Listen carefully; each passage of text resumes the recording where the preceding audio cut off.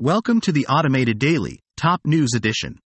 I'm your host, Trend Teller, and today, on the 10th of August, 2023, we have a lot to cover. From international politics to health, tech, and finance, we've got it all. So, let's dive right in. Starting with international politics, a growing rift is becoming apparent between Chinese leader Xi Jinping and Russian President Vladimir Putin over the Ukraine conflict. Despite China's proposal of a 12-point peace plan, Russia remains unresponsive.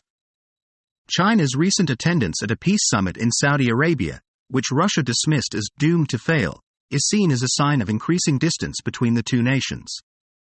While China has been a diplomatic and economic ally to Russia during the conflict, it has refrained from providing military support and has not approved a new gas pipeline from Siberia. Experts are divided on whether China's intervention will be enough to bring an end to the war in Ukraine. Moving on to health news, a consortium of researchers has discovered that the SARS-CoV-2 virus can negatively impact the genes responsible for generating mitochondria, leading to dysfunction in multiple organs beyond the lungs. This suggests that COVID-19 should be viewed as a systemic disorder that impacts multiple organs, and that mitochondrial dysfunction could be causing long-term damage to internal organs.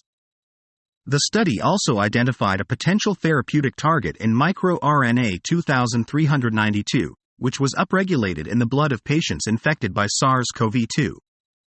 In the tech world, Amazon is reportedly in talks to become an anchor investor in the upcoming stock market flotation of UK microchip designer ARM.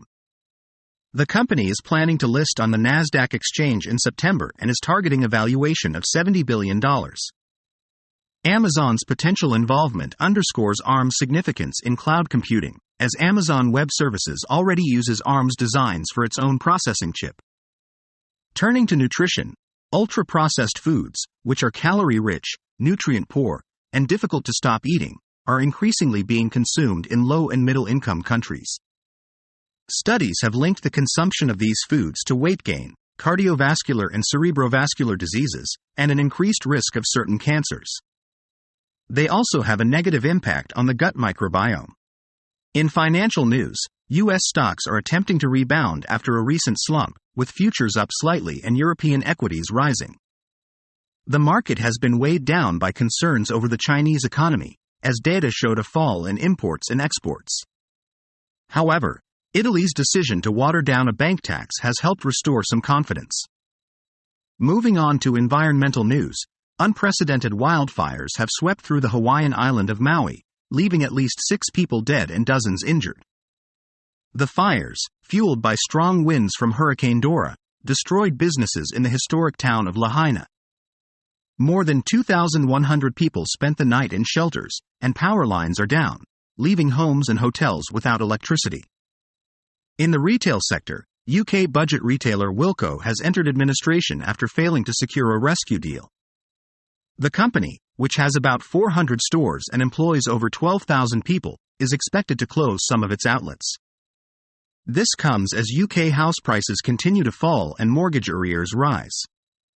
Finally, in entertainment news, Disney's streaming division, Disney Plus, experienced a loss of $512 million in the most recent quarter, bringing total streaming losses since 2019 to over $11 billion. Disney Plus also lost 11.7 million subscribers worldwide, primarily due to a decline in the low-priced version of the service in India. To make streaming profitable, Disney CEO Robert Iger has shifted the focus to making more money from existing subscribers rather than acquiring new ones. And that's a wrap for today's edition of the Automated Daily. I'm Trend Teller, and I'll be back tomorrow with more top news stories. Until then, stay informed and stay safe.